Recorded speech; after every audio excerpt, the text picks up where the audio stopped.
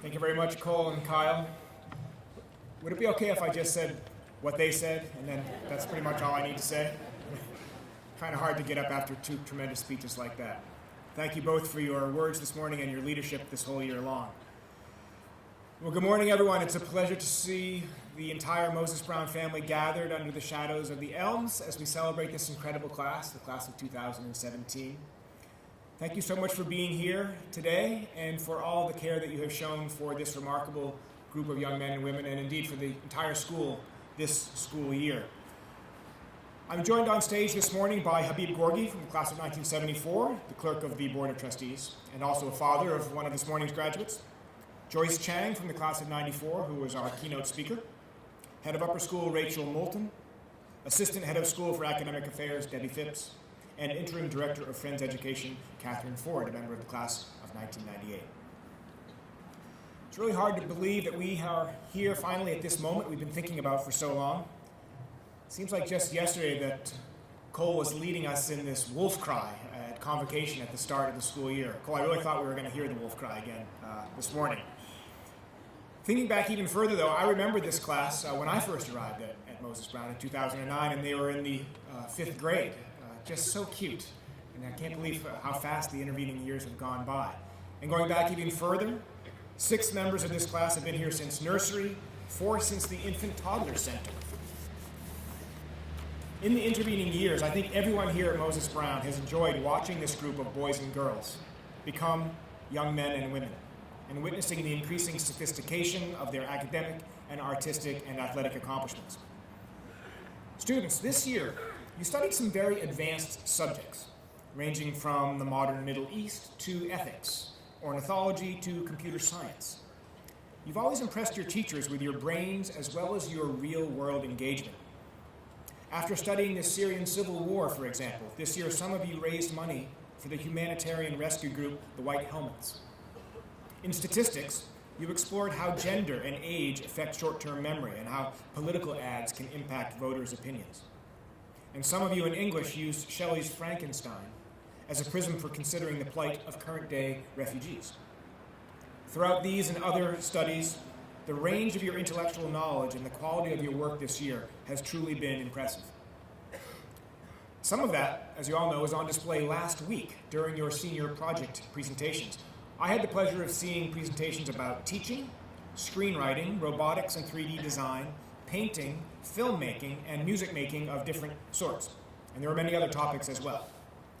After one particular session, which was Elizabeth and Burke and Reese presenting about their music composition project, Dr. Huber, I think, spoke for everybody in the room when she said, and I'm sort of quoting her here, "What? You're good at that too?" I think all of us feel that way about you all. So talented in so many different ways. Now, a clear highlight of this year was the opening of the Woodman Center, and you have been an incredible group to help us inaugurate that new space.